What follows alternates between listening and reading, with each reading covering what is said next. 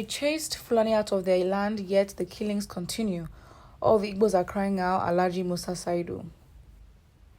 A leader of the Arab community in southern Nigeria, Alhaji Musa Saidu, has urged the president to allow the Southeast people to solve their security challenges because they are in a better place to find a solution for their problem. Saidu made the plea in an interview with Vanguard newspaper yesterday. According to him, it is now clear that a splinter group has emerged among the rank of the IPOB, which is responsible for the recent security breaches in the Southeast. That's not true. I feel like I'm correcting these narratives that the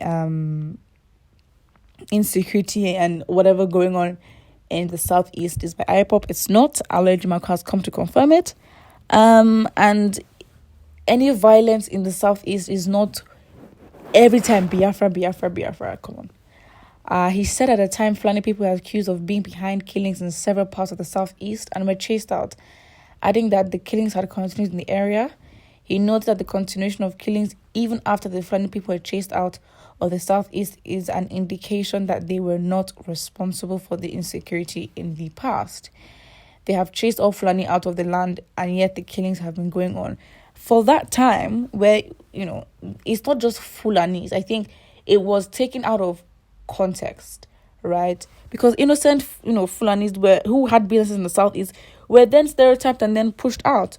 It's not those ones. There's actual proof and evidence that the killings, especially by the herdsmen and unknown gunmen, were from the north.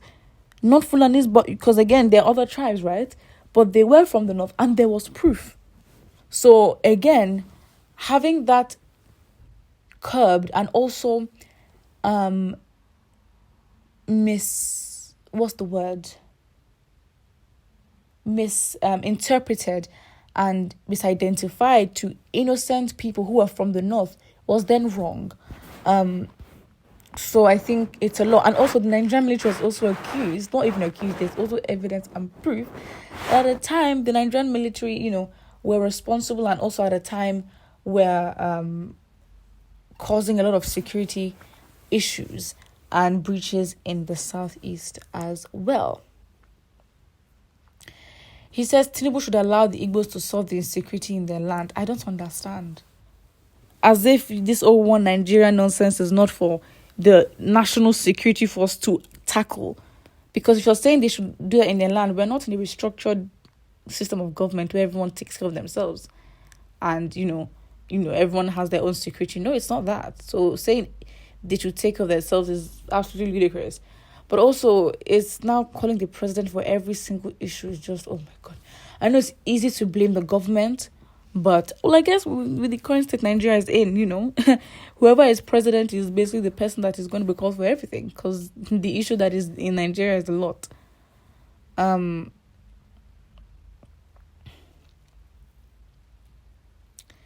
don't understand. What is this splinter group of IPOB? It's not true. And I think, I've been making this point that IPOB really needs to strategically use media as a tool to effectively counter propaganda and the narratives that are pushed against them, right? Because I just think that it is just... Because to be honest, anything, the sky is blue, it's the IPOB that's caused it. So it's a thing where we are used to the Nigerian press, easily blaming and according blame to IPOB for anything that goes wrong in the Southeast. It's not new. It's happened a lot of times before. It's just another time.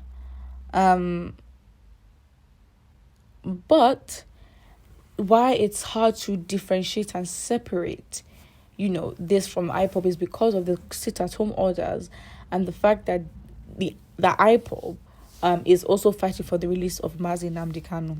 That's what it is. That is it. All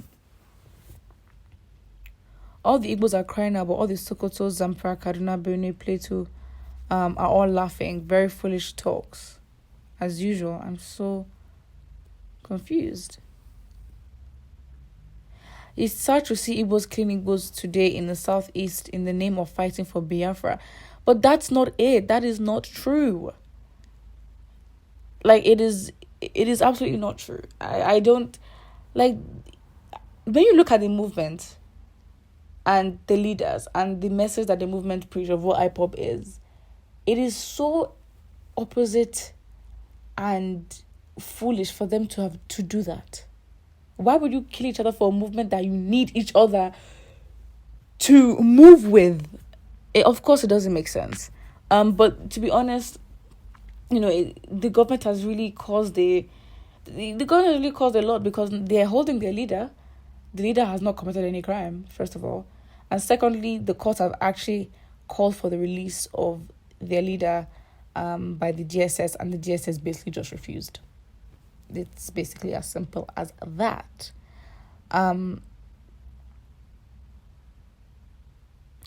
Mind you, Tinubu is not a sectional leader but president of the whole country. So why are you asking him to leave the Igbos to solve their security challenges themselves? That's the thing. And I'm like, wait, I don't understand. How do you say leave them, let them sort it out? It doesn't make sense. The root problem of the insecurity in the Southeast is the stolen mandate of the people. It happened in Imo. It's happening in Aso Rock too. Anybody who has stolen the people's mandate should return it so that insecurity will stop. But I think that's a very foolish approach, because why would we hurt ourselves just because we want to prove a point to those that have hurt us? The person that's going to remain pained and hurt is ourselves, is our properties, our people, is our lives. So that as a tactic is absolutely foolish, and that, to be honest, needs to be changed firsthand. Put what you think in the comment section below, and don't forget to like and subscribe.